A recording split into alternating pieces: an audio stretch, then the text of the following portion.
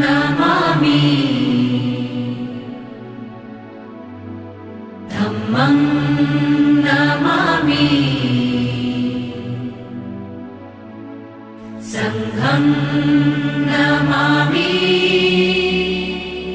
नमो तस्स भगवतो अरहतो सम्मा सम्बुद्धास्स। बुद्धं शरणं गच्छामि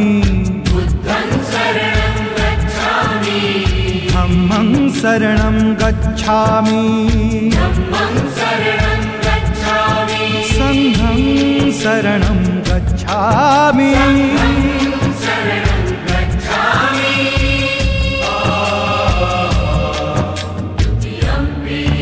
बुद्धं शरणं गच्छामि धम्मं शरणं गच्छामि संघं शरणं गच्छामि।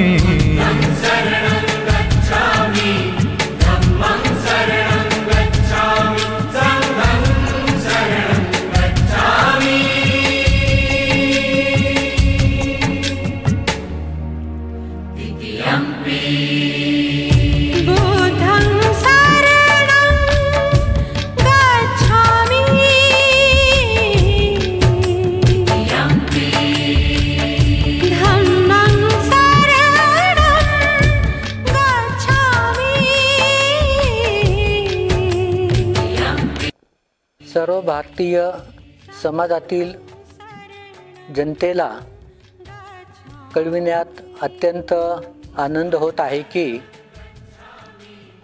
दरवर्षाप्रमाणे याही वर्षी विजयादशमीचा कार्यक्रम 24 ऑक्टोबर 2023ला लोकोत्तर महाविहार चौका औरंगाबाद येथे संपन्न होत आहे। डॉक्टर बाबासाहेब आंबेडकरांची 67वी जे आपण विजयादशमी म्हणतो किंवा धम्मचक्र अनुप्रवर्तन दिन म्हणतो, हा दिन सर्व लोकांच्या उत्साहाने, लोकांच्या मदतीने या ठिकाणी संपन्न होत आहे। त्या निमित्ताने सर्व भारतातील सर्व भारतीय नागरिकांना या विजयादशमीच्या हार्दिक हार्दिक शुभेच्छा। तथागतांचा सद्धम्म हा जगाचा कल्याणकारी, मानवतावादी, समतावादी, बंधुत्व, न्याय, नीती, मत्ता, सदाचार यावर आधारित तथागतांचा सद्धम्म आहे आणि हा तथागतांचा सद्धम्म भारतीय समाजातील सर्व लोकांना जीवनामध्ये सुख, शांती, आनंद, समृद्धी उत्पन्न करणारा आहे। तथागतांचा शांतीचा संदेश जो 2600 वर्षापासून सातत्याने या बुद्धभूमीमध्ये, भारत भूमीमध्ये संपन्न होत आहे, त्याचीच पुनरावृत्ती डॉक्टर बाबासाहेब आंबेडकरांनी 1956ला विजयादशमीच्या निमित्ताने नागपूर येथे 14 ऑक्टोबरला बौद्ध धर्माची दीक्षा घेऊन सर्व भारतीय समाजामध्ये समता प्रस्थापित केलेली आहे। यामध्ये सम्राट अशोकाचे सुद्धा अनंत उपकार आहेत। सम्राट अशोकाने या विजयादशमीच्याच दिवशी आपला शस्त्र त्याग करून, हिंसेचा त्याग करून बुद्धाचा शांतीचा मार्ग स्वीकारला आणि या जगामध्ये, या समाजामध्ये शांतता कशी उत्पन्न होईल बंधुत्व कसं उत्पन्न होईल, न्याय, नीतिमत्ता, सदाचार, समता याचं कसं समाजाला उपयोग होईल, यासाठी विजयादशमीच्याच दिवशी सम्राट अशोकाने शस्त्रत्याग करून बुद्ध धर्माचा स्वीकार केला. आणि हे अनंत उपकार सम्राट अशोकाचे डॉक्टर बाबासाहेब आंबेडकरांनी स्मरण ठेवून याच विजयादशमीच्या दिवशी 14 ऑक्टोबर 1956ला नागपूर मुक्कामी, ज्याला आपण दीक्षाभूमी म्हणतो, येथे भारतातील 5 लाख अनुयायांसोबत बौद्ध धर्माची दीक्षा ग्रहण केली. आणि या भारतीय समाजातील लोकांना बुद्धाच्या मार्गाने, शांततेच्या मार्गाने जीवनाचं सुख कसं प्राप्त केलं जातं आणि मानवतेचा धम्म कसा जोपासला जातो याची शिकवण प्रत्यक्ष डॉक्टर बाबासाहेब आंबेडकरांनी या समाजाला दिलेली आहे. त्यानिमित्ताने डॉक्टर बाबासाहेब आंबेडकरांनी 22 प्रतिज्ञाही दिलेल्या आहेत.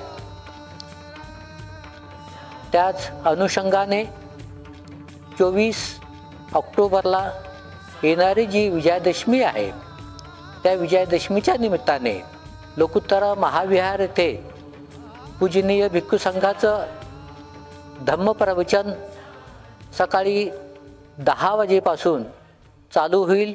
या ठिकाणी पूजा, पाठ, वंदना, प्रवचन, भिक्खू संघाचं भोजनदान, तद्वतच आलेल्या सर्व उपासक उपासिकांचं सुद्धा भोजनदान या ठिकाणी आयोजित केलेलं आहे.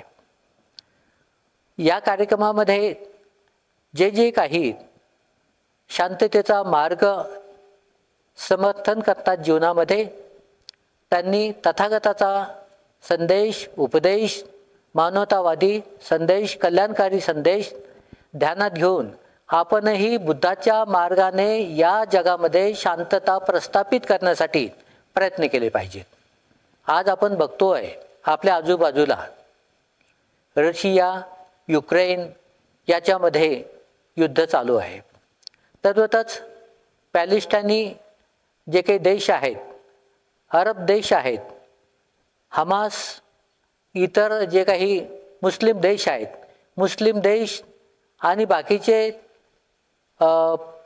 पाश्चिमात्य देश यांच्यामध्ये धर्माच्या नावाने एक आतंकवाद फैलावला जात आहे आणि मनुष्यच मनुष्याचा क्रदन काळ बनत आहे. तर अशा परिस्थितीमध्ये युद्धाचं वणवा जिकडे तिकडे पेटलेला आहे. यावरती काय उपाय आहेत? एका देशाने दुसऱ्या देशावरती शस्त्र चालवावं, मनुष्याचा नाश करावा, विध्वंस करावा, हा काही या परिस्थितीवरती उपाय नाही.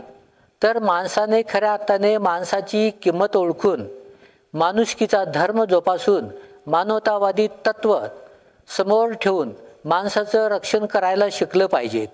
द्वेषाने द्वेषाचा अंत होत नाही.